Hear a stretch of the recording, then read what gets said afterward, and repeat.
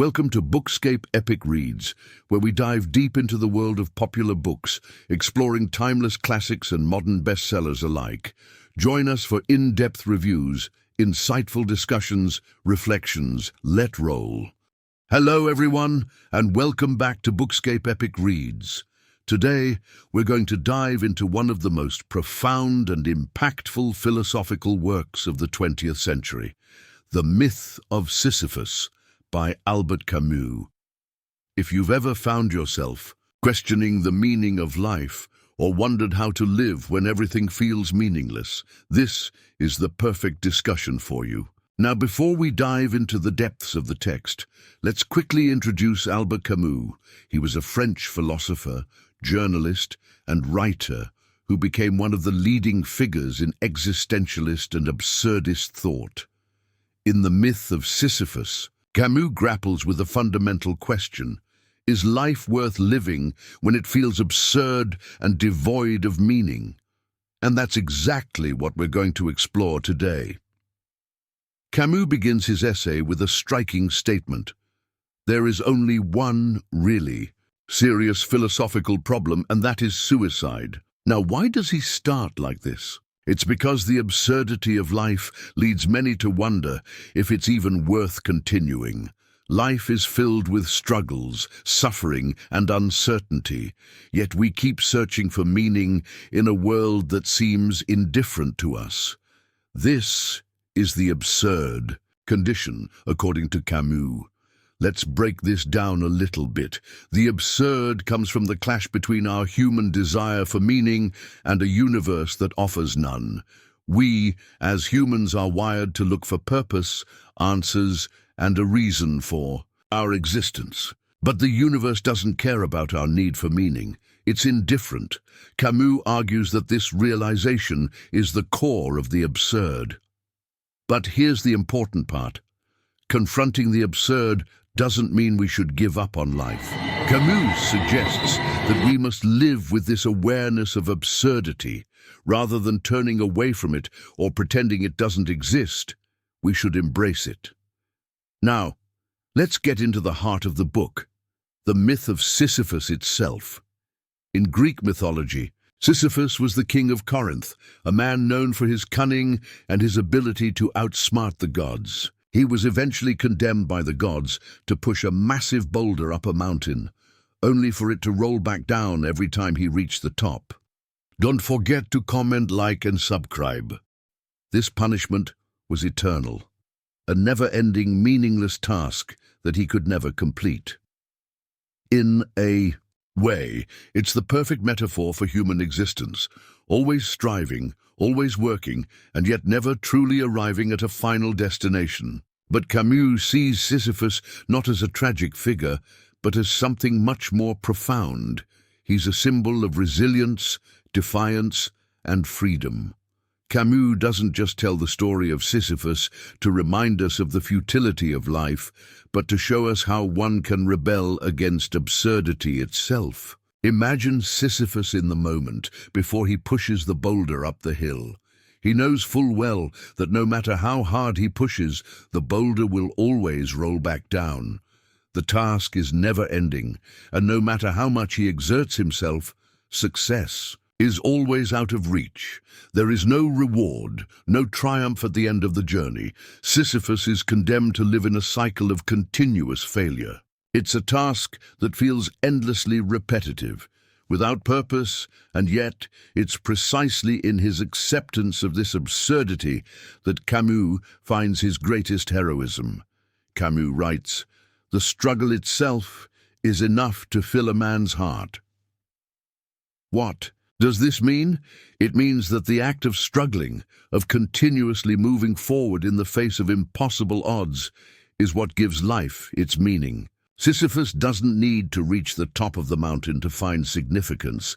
It's the effort, the rebellion against the absurd, that defines him. It's important to emphasize just how absurd Sisyphus' task is. Camus points out that it's not just the fact that Sisyphus' task is difficult or tiresome, it's that there's no inherent meaning to it. The boulder is a symbol of life's demands, endless, sometimes painful and often without reward.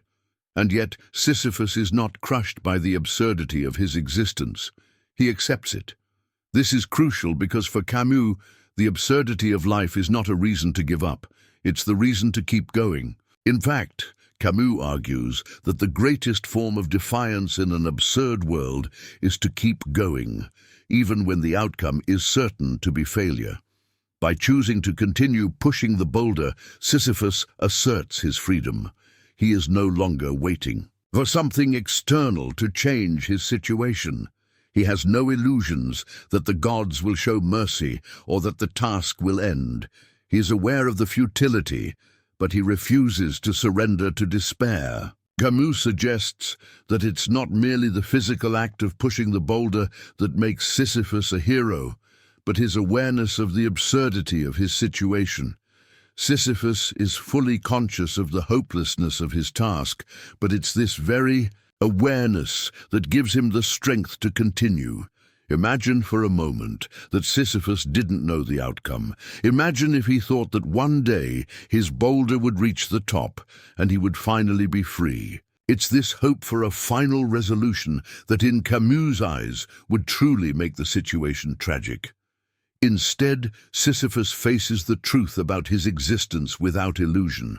He knows the boulder will always fall back down, yet he pushes it up again and again without the delusion of a final purpose. This makes his struggle uniquely human. By accepting the absurdity, Sisyphus transcends the need for traditional meaning. He chooses to live with awareness of the meaninglessness of his task, and that's where the freedom lies. One of the most powerful aspects of Sisyphus's experience is his rejection of hope. Hope, in this context, is a form of escapism. Don't forget to comment, like, and subscribe. It suggests that the struggle we face is temporary and that eventually we will achieve something, even if it's just peace or resolution. Camus argues that this hope can be a form of self-deception. It's a way of avoiding the confrontation with the absurd, of pretending that life will one day make sense. However, Sisyphus has no such hope. He knows that his task will never end, that he will never reach the top, and yet he continues. This is where Camus sees Sisyphus's true heroism. He doesn't need a final resolution, a reward, or a sense of meaning. He finds his freedom in the constant pushing of the boulder, in accepting his struggle without hope for something beyond it. Ultimately, what Camus sees in Sisyphus is the ultimate rebellion against the absurd. To live in an absurd world is to rebel, to continue despite knowing there's no ultimate purpose or final answer. This rebellion is not passive, it's an active choice. Sisyphus does not wait for an end to his task. He does not yearn for freedom or deliverance. He chooses to continue because that is the only thing he can do in an absurd world. Sisyphus's rebellion is an act of defiance, but it's also an act of affirmation. By continuing his task, knowing full well that it will never end, he affirms his existence, his freedom, and his humanity. In the face of life's absurdity, Sisyphus says, "I will live anyway," and that is his victory. Now, Camus addresses the question that many of us face when confronted with the absurd. Should we give up and end our lives? He believes that the answer is no. Suicide, according to Camus, is a way of escaping from the absurd, not confronting it. It's a form of surrender. And Camus argues that it is the wrong response to the absurdity of life. So, what does Camus suggest we do instead? He proposes the idea of revolt. Rather than running away from the absurd, we should face it head-on. We continue living, not because we expect ultimate meaning or salvation, but because the very act of living and embracing our struggle is an act of freedom. By accepting the absurd, we can live more fully, with greater freedom, and without illusions. Sisyphus, in this context, becomes a symbol of this revolt. He doesn't wish for his situation to change. He doesn't hope for divine intervention. Instead, he embraces the absurdity of his task. He's aware that there's no escape, and that's precisely what makes him free.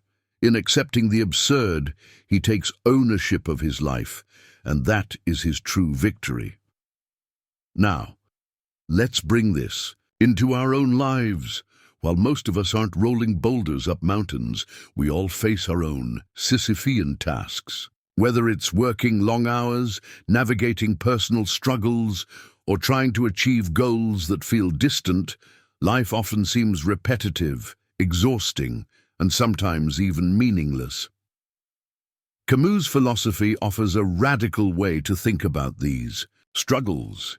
Instead of seeing our work, our challenges, or our suffering as burdens to avoid, we can start to see them as opportunities to embrace the absurd and live more intentionally. Life may be chaotic and unpredictable, but by accepting its absurdity, we can find peace and freedom in the process. Camus doesn't say we need to find a grand, ultimate meaning in life. What he suggests is that meaning is something we create in the here and now. It's in the small moments, the relationships, the struggles, and the choices we make every day. So, to wrap it all up, the myth of Sisyphus challenges us to face the absurdity of life without despair. Instead of waiting for some ultimate purpose or escape, we are encouraged to embrace the struggle and find meaning in the journey itself. Sisyphus is not a tragic figure. He is a hero who teaches us to find joy and freedom in the very act of living. I'd love to hear your thoughts on Camus' philosophy and the myth of Sisyphus. Do you agree with his view that life's meaning comes from the struggle itself? Or do you think we need to find a greater purpose? Let me know in the comments below. Don't forget to like, share, and subscribe to Bookscape Epic Reads for more deep dives into philosophical works and literature. Thanks for watching, and remember, the struggle itself is enough to fill a man's heart. See you next time. Don't forget to comment, like, and subscribe.